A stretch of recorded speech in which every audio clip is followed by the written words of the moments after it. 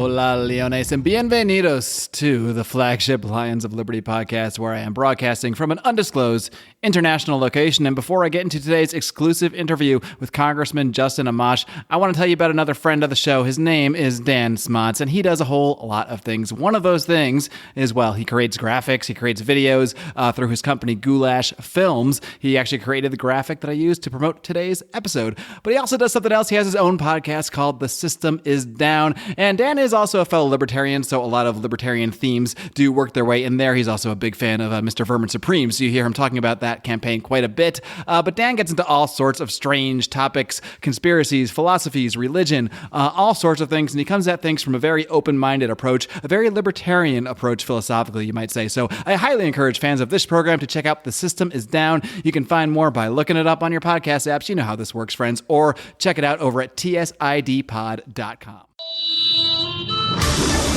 Welcome to the Lions of Liberty podcast. Here's your host, your guide, your shining beacon of liberty, Marc Clair.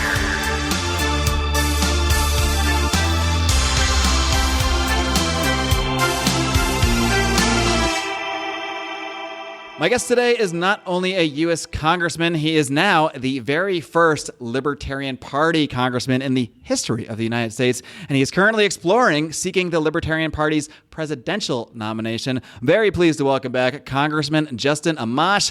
Congressman Amash, first thing I have to know is, of course, are you ready to roar? I am. Alrighty. Well, you certainly are, because you have been roaring a lot lately.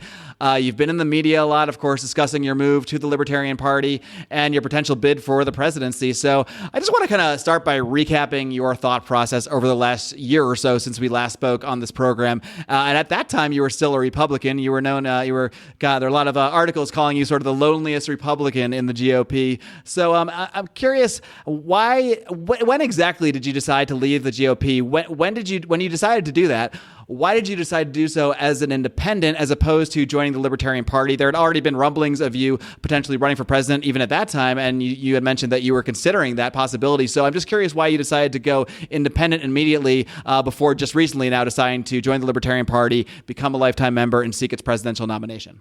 Well, thanks for having me on, first of all. Sure. And at the time, I was getting a lot of questions about running for president, but it wasn't something I was thinking about very closely and wasn't something I'd ruled out. So when I said I'm not ruling it out, people sometimes went and ran with that. And they thought that was maybe political talk for well, I haven't ruled it out, but here's what I'm trying to do. Right. You know? But just the way I work in life, I don't rule things out like that. I'm not going to rule out that I'm not going to run for this or that. The only thing I ruled out was running for state attorney general, for example. I don't want to do that. But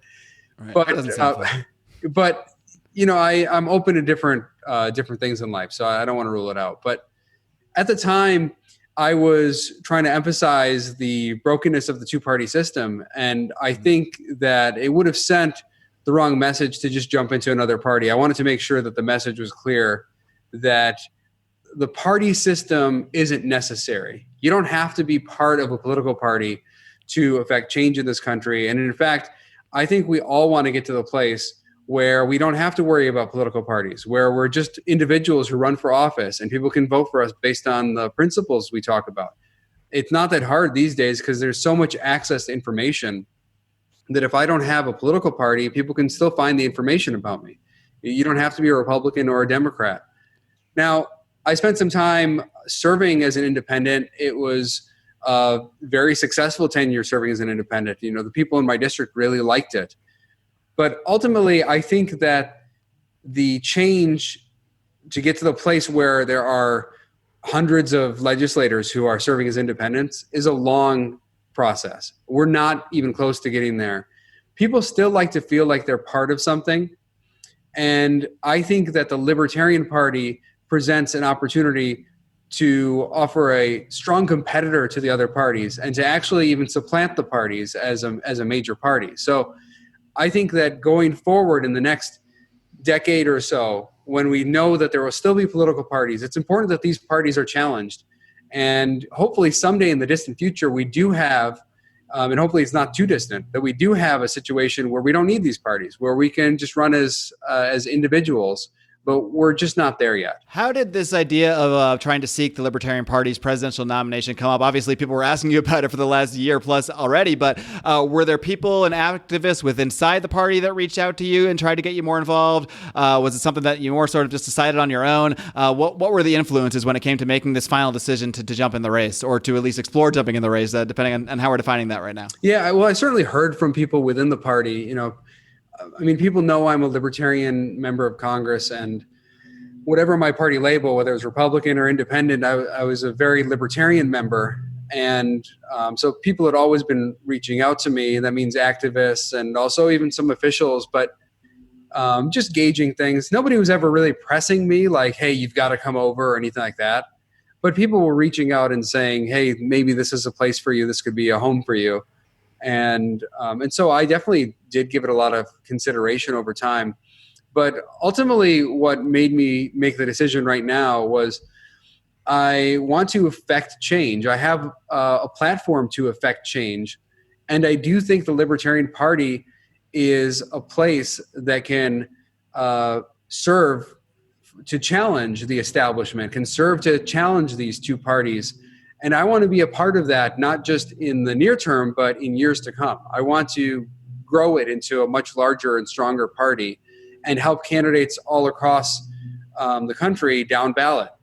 And hopefully in the future support other candidates who are running for president on the Libertarian ticket. I want to be able to be a part of all that, because I really think it's important that we have a strong competitive party. Now, as of this recording here, I believe what you still have is just an exploratory committee. So can you just define what that means and what would prompt you, I guess, to escalate from exploring the option to maybe definitely seeking the Libertarian nomination? Well, functionally, it just means that there's the word exploratory in the title of the committee. But from my perspective, I look at it as a time period where I'm gauging things. I'm spending time meeting with Libertarians within the party, making sure that I can earn their trust and respect. And I want to earn the nomination of the Libertarian Party. And if I'm able to be the nominee of the party, then I'll go ahead and drop exploratory from the title and move forward with a full committee. And I can serve then as the Libertarian standard bearer at the presidential ticket level. But I feel like, out of respect to people who have been a part of the party, I don't want to just jump into it and say, hey, I'm full steam ahead. I want to earn that nomination and earn the respect of the people in the party.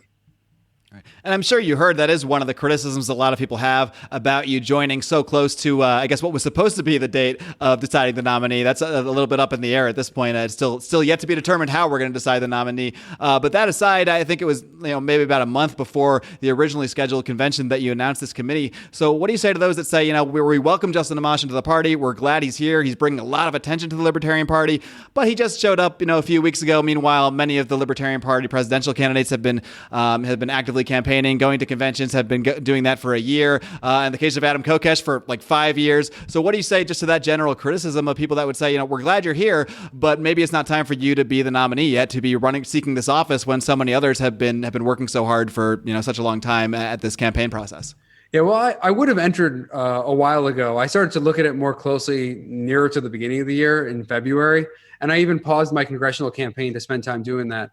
But then this coronavirus pandemic came up, and I had to really focus on my legislative work, focus on my constituents, and I had to really pause the idea of seeking this nomination while I worked through it. I wanted to make sure that I was able to do it, that I was in a position to do it, and that I thought through the ability to run a campaign in this environment. I had to make sure that I felt I could win. I don't think you should run for office just for fun or to send a message. You should run because you believe you can win the seat.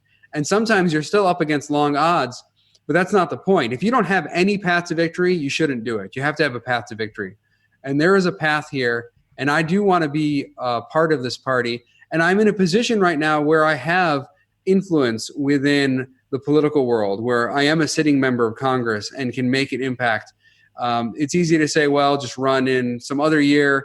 I may not have the same interest in some other year. We may not have the same situation a few years from now. It may be very much different, or things could have spiraled out of control by then. I think that we need to address a lot of these problems now, and I feel like I'm equipped and uniquely equipped right now to address a lot of the problems that are facing us as as a government and try to make sure that we are setting up a government that protects people's rights and ensures that people have the maximum amount of liberty. So many people who seek the candidacy of the Libertarian Party, their presidential nomination, they really do see it as more of an educational campaign, as just a way to spread the ideas through the political system, kind of recognizing that it's very, very difficult, which I'm sure you do recognize as well, that it's very difficult for a third party to gain traction and to actually win. But based on what you're saying, you'd actually see a path to victory here.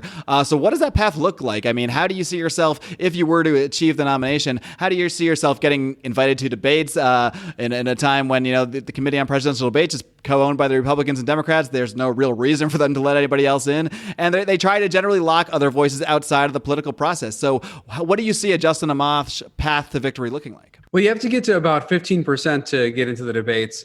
And some of the early polling shows about 5%. It's hard to say whether that's accurate or not accurate. It could be higher, it could be lower.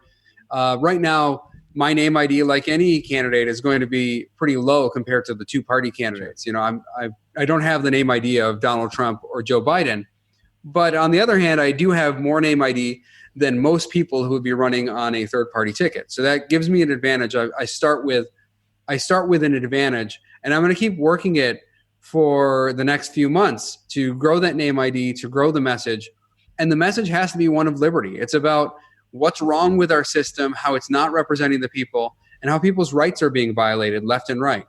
And I want to connect all that together. I think it's important to show the world and show the public how having a broken system like we have ends up with massive rights violations. And the purpose of government, to the extent you have a government, it exists to protect your rights. And that's what I want to make our government do. I want to make sure that it's there to protect our rights and not do all this other stuff to violate our rights. And right now, also, there's these state governments around the country that are obviously involved in some serious rights violations in many instances. And people are really upset. I think that there is a climate right now that is conducive to a third party, but you have to have the right messenger, someone who can speak to a broad swath of the electorate, but also bring libertarian ideas to them. Justin, as I'm sure you know, many libertarians within the Libertarian Party anyway feel that they've been burned by the last few Libertarian Party tickets. Most notably, I guess most recently, the Gary Johnson-Bill Weld ticket. And the pattern seems to have been that people come over for whatever reason from the Republican Party, run on the Libertarian Party ticket, but don't really run a quote-unquote libertarian campaign per se. I think Bill Weld in particular hardly ever seemed to address many important libertarian issues like the Federal Reserve, foreign policy, the war on drugs in a remotely satisfying way. So what would you do to assuage the concerns of people of your entry into this race, like who might be concerned that history is repeating itself, that, here we have just another Republican coming over to run a campaign to use the Libertarian Party because of the ballot access, because of the fact that they do have entry into the political system. How do you convince those people, particularly the 1,100 or so delegates that will be deciding the Libertarian Party nominee, that you are here to stay, that you really are here to help build and grow this party regardless of the result, and that you're here to really push forward libertarian values through this process? Well, they've seen my record, and they don't have to worry about the idea that I'll talk about these issues: the drug war, the Federal Reserve, criminal justice, civil liberties, foreign policy, endless wars. I've talked about all these things, and I'll continue to talk about them. They need to be presented in a way that people outside of the Libertarian Party can also connect to. If you present them in a very obscure way or in a way that only resonates with libertarians who really are immersed in these topics, then you're not going to achieve the goal of spreading the message. So you have to present it the right way. And I've served in my congressional district as a libertarian for many years, even though I wasn't an LP member, right? People knew I was libertarian, though. And everywhere I go in the district, if you ask people to describe my philosophy, everyone will tell you libertarian. Right. It wasn't a secret. I didn't hide from the term, and I talked about libertarian things. But I presented in a way that people found acceptable, people found welcoming, people could relate to it, rather than starting with things that were maybe a little bit out of reach for them, where they weren't thinking about those issues very closely. So you got to take the issues that are right in front of them.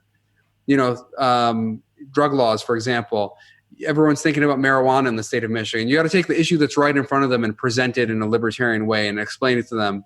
Or sometimes war policy.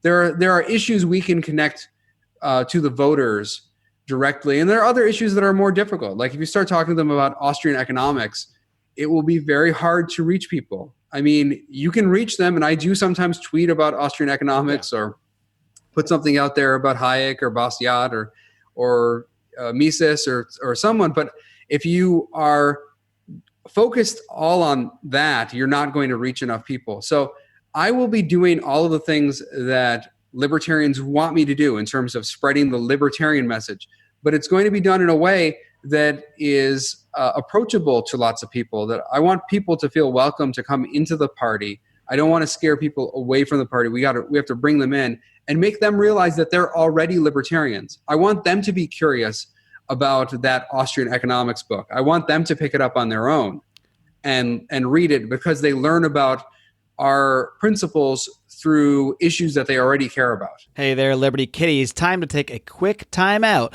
to tell you about one of our long-time supporters. His name is Tyler Colford, and he goes by the pseudonym Crypto Man. That's his rapping name. That's right. He is a rapper as well. He does some awesome stuff, and he recently produced a track called Free Ross. And the Ross in question is, of course, Ross Ulbricht, the creator of the Silk Road Marketplace, who was sentenced to 2 life sentences for creating that marketplace. Yes, it was a black market indeed of all sorts of things, including drugs, consensual transactions, which libertarians are completely in favor of. There were no victims and there were no crimes as far as we're concerned. So please do check out the track Free Ross. It was just released on Friday, March 27th, the 35th birthday of Ross Ulbricht. And 100% of the proceeds will go to the Free Ross Foundation, which is helping to free Ross and bring more awareness to his situation. Do check out the links. I will put them all over at lionsofliberty.com/freeross for ease of use. You can also pre-order it on Google Play. Again, 100% of the proceeds of this track will be going to help free Ross.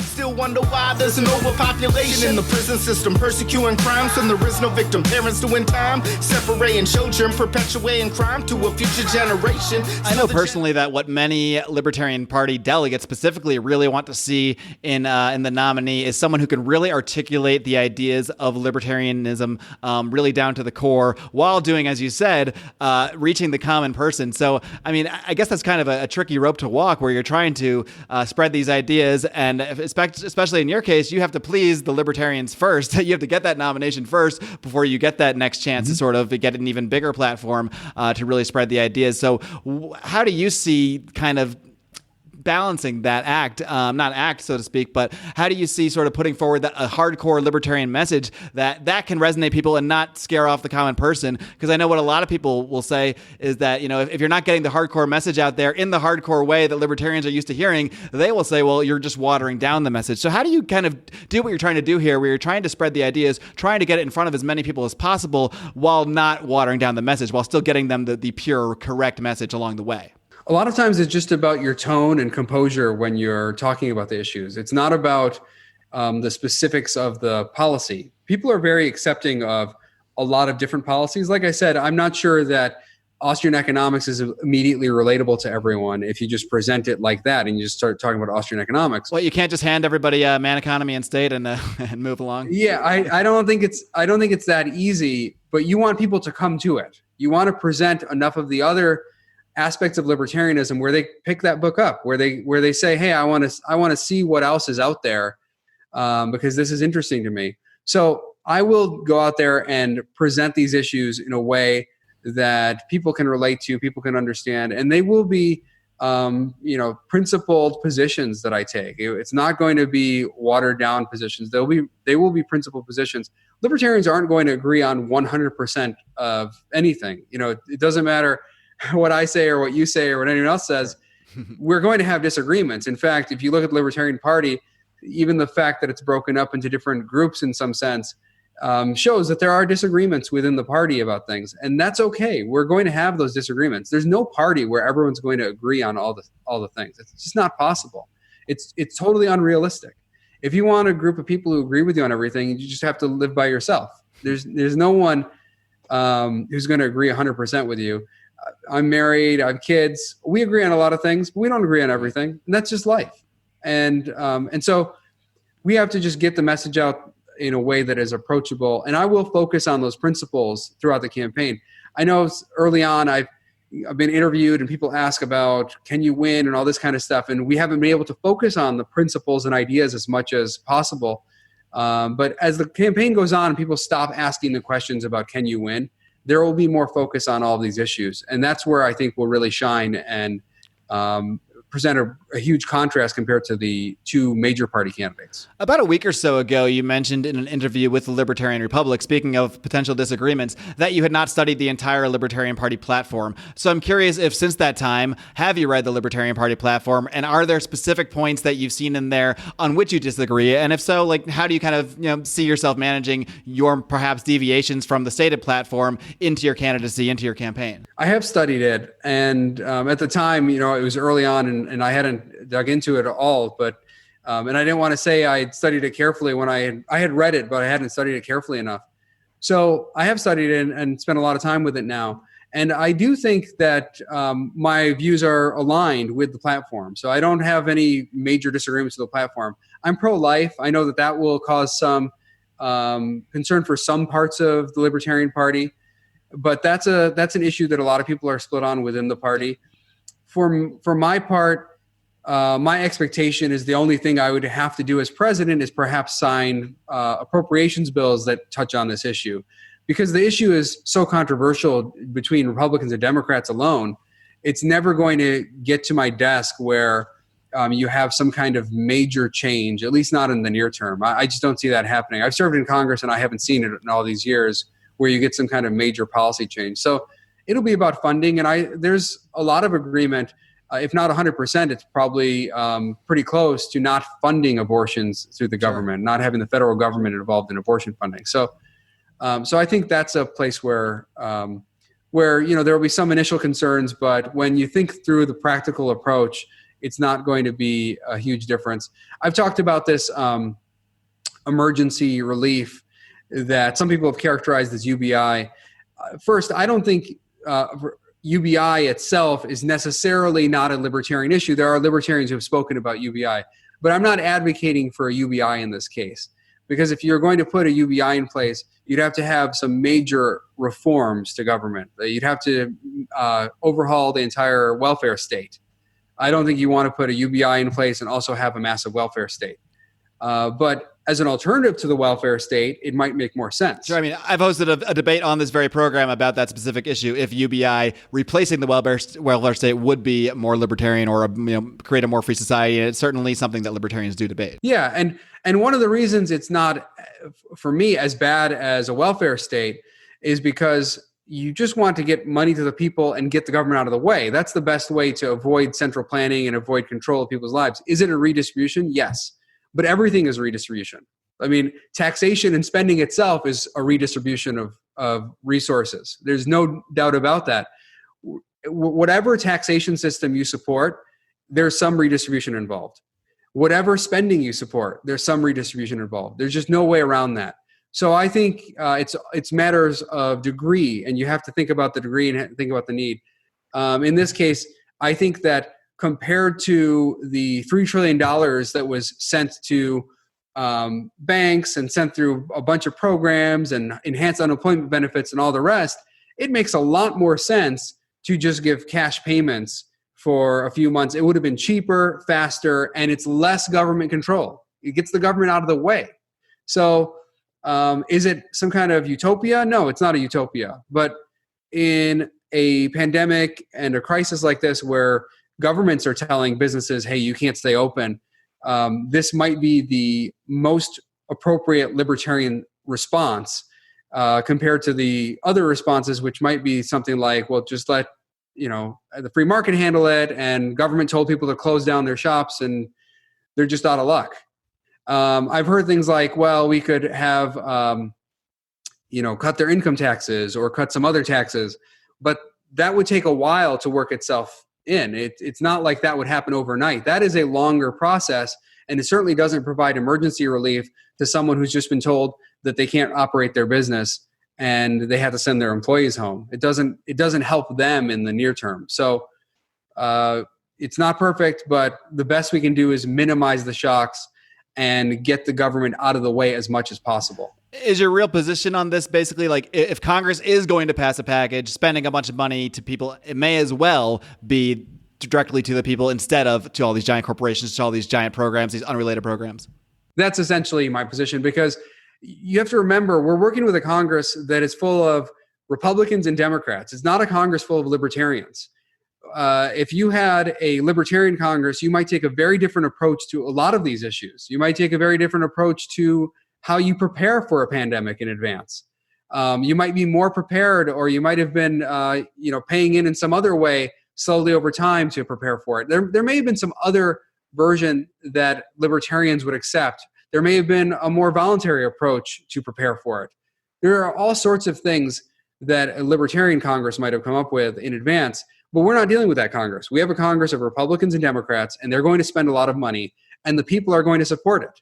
So if the people are going to support spending the money, you have to do it in the way that is least discriminatory, that has the least government interference, the least kind of manipulation of the market or social engineering. And the best way to do that in this kind of environment is just a cash payment. Well, it does seem like you're pretty aware of some of the criticisms that you're already getting out there from other libertarians about some of the things you've been saying in the media.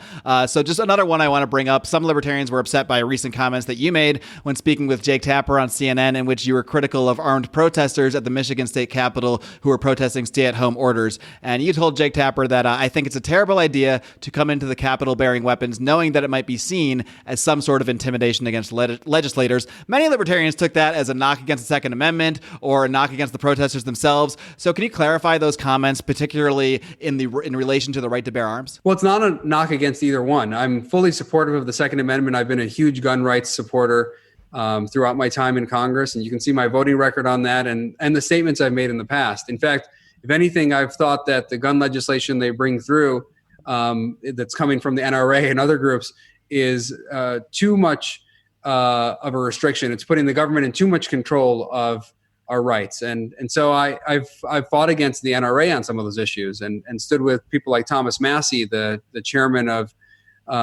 the Second Amendment Caucus. So I'm a founding member of that, and he's the chairman of it. So I've been a huge advocate of gun rights.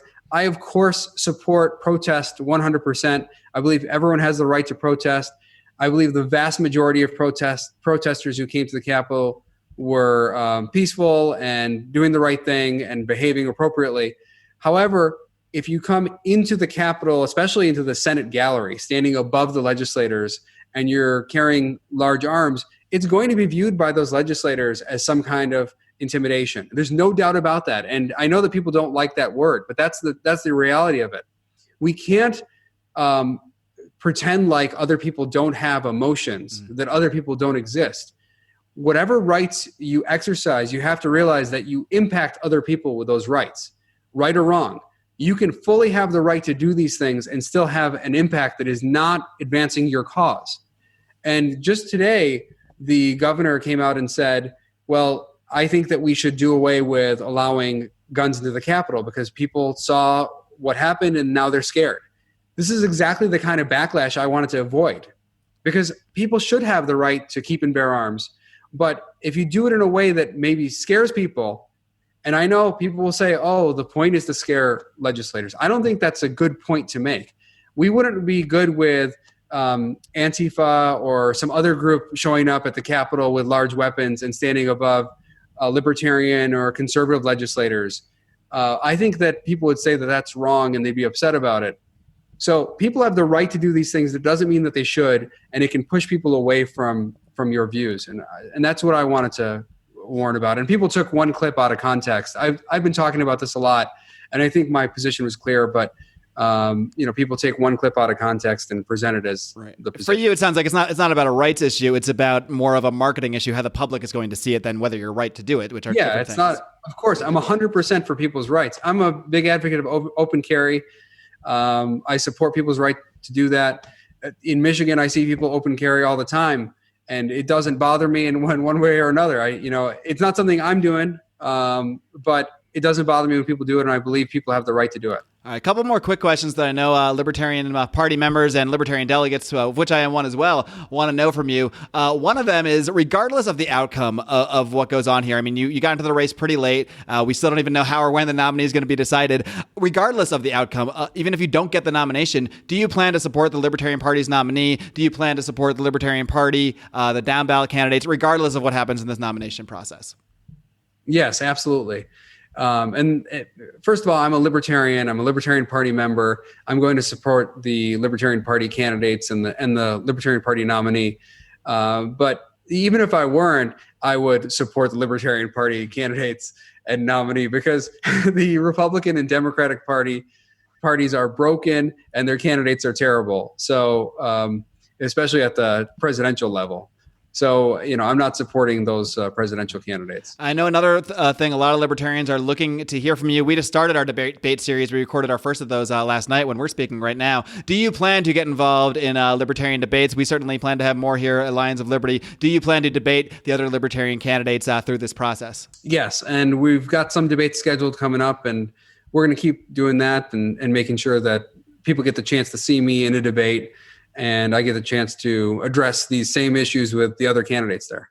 Great, Justin. Well, I know our time is winding down here, but before I let you go, I just want to let you give sort of a closing statement, I guess, as if this were a debate for now, why Libertarian Party delegates specifically, because a lot of them are fans of the show, a lot of them are listening to this interview. Why should Libertarian Party delegates look, especially those who may have been supporting other candidates for the last, there's people who have been supporting Adam Kokesh for 5 years, people that have been supporting other candidates for the last year and a half. Why should those delegates, I should say, take a look at your campaign and really give a strong consideration to choosing you, even though you came in so late in this process, to choosing you as a Libertarian Party nominee, as the one to carry that torch and carry that banner of liberty through this 2020 election? Well, first, I love the energy of the Libertarian Party. I love the energy of the various candidates out there. And energy is such a nice way to put it. I do. I love that they're each presenting different aspects of libertarianism. I think that's really important. And we're going to have to come together at the end of this. I think I can be a candidate who brings everyone together. My background is in the Austrian economics wing of of libertarianism. That's where I come from. That's my intellectual influence here. So I bring that in. But my style is more of a moderate, pragmatic approach in a sense. I like to talk to people in a way that is approachable. And I think that's really important as a part of politics. I think if we want to grow the Libertarian Party and bring people to us, we have to have that too. So I can merge a lot of this stuff. And I also understand people who come from some of these issues from more of the left side of libertarianism. I get that too. And I care a lot about civil rights and civil liberties and a lot of justice issues. So I can bring people together. And I think it's really important that we do have a unifying candidate, someone who does bring all of the various groups and aspects of libertarianism together. I have experience in Congress over the past 9 years. I understand what's broken with the system and how to address it, and how to address it in a way that is approachable to people, because I've been doing it all the time. I've been a Libertarian Republican, a Libertarian Independent, and now a Libertarian. And I've done it with my constituents, going and presenting these ideas to them. And I'm here to stay as part of this party. I want to grow the party. I want it to become a major competitor to the two other parties. And I believe there are millions of Americans who will really like and embrace our ideas if we get the right message out there and present it in the right way.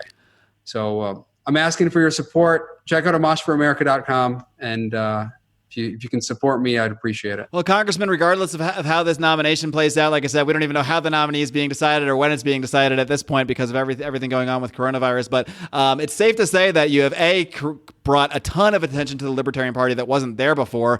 You are, as I mentioned, the first Libertarian Party congressman in history, and there is a lot of excitement that has been brought into this race and a lot of attention to it due to your entry. So either way, I think it's an exciting time and an exciting thing. So glad to have you here, glad to have you in the race, and we're looking forward to hearing more from you. So keep up the great work, Congressman Amash. Keep on roaring. Thanks, Mark. Appreciate it. Take care. All right, my Liberty kitty cats, and I hope you enjoyed my interview with Congressman Justin Amash. I reached out to his campaign immediately after he announced he was exploring this run and was able to set up this interview. We were not able to get him into the 2 debates that I had already had scheduled, but I am in plans, potentially, I don't know, because now it's only, I think, 11 days away or something like that, to do one more debate. I am working on kind of the criteria for that. Of course, we hosted one debate last Wednesday night. That one has already dropped into the podcast feed, so go back and check that out. That's Lions of Liberty LP POTUS debate number 1. The second one occurred on Friday, and that one will be dropping in this podcast feed tomorrow. So you got Congressman Amash here, sandwiched between 12 other candidates detailing their positions and their reasons for wanting to become the torchbearer of the Libertarian Party in 2020. Again, I'm not making any promises, but I am going to put forth efforts to host one final debate with a much smaller field. I'm just trying to come up with the fairest criteria for determining that field, and I'm hoping to have Amash as a part of that because I think he will probably meet whatever objective criteria I come up with because, let's face it, he's got a huge social media following. He has money for the campaign. He has relevance, and he's going to be considered a top-tier candidate until we settle this thing one way or another. I hope that Amash gets challenged. I hope that he challenges other people. There's nothing I love more than debate, and debate not just on the libertarian philosophy, but how to apply them to our society, how to message those ideas, how to change people into libertarians, because that is the mission of this podcast. That is the mission of, at least it should be the mission of, ultimately, the Libertarian Party and the Liberty Movement as a whole. And if you enjoy this programming, if you enjoy the content you're getting here, you can support us on Patreon over at patreon.com/Lions of Liberty. We are still supporting DonorSee in their efforts to help people around the world in the battle, not just against coronavirus, but against all the economic fallout as a result of lockdowns, supply chain issues, and that sort of thing, which if you think it hits the first world hard, my gosh, let me tell you, it's destroying people in the third world. And the good news is, though, even just a few dollars can really, really help people. So we have been contributing 10% of our Patreon earnings to our friends at DonorSee. You can check out the projects they are doing for coronavirus over at DonorSee.com/coronavirus, or you can support them somewhat indirectly by first supporting us again over at patreon.com/Lions of Liberty. You can join the Lions of Liberty Pride, get access to all sorts of bonus exclusive audio content,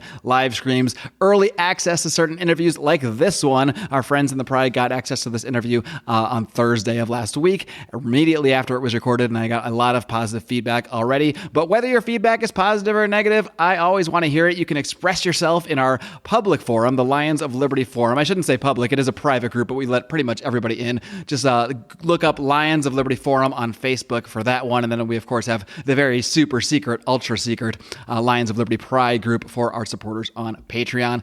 Regardless of what you think, we want to hear from you, though. You can also email me directly, Marc, MARC, @lionsofliberty.com.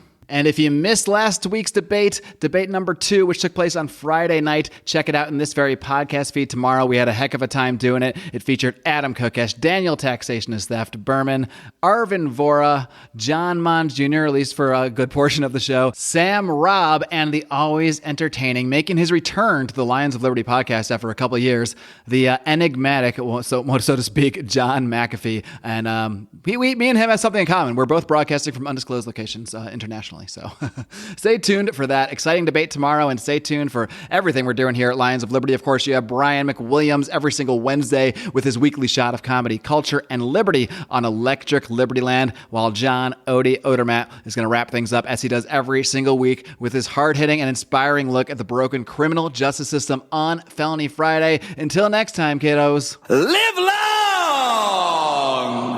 long and live free.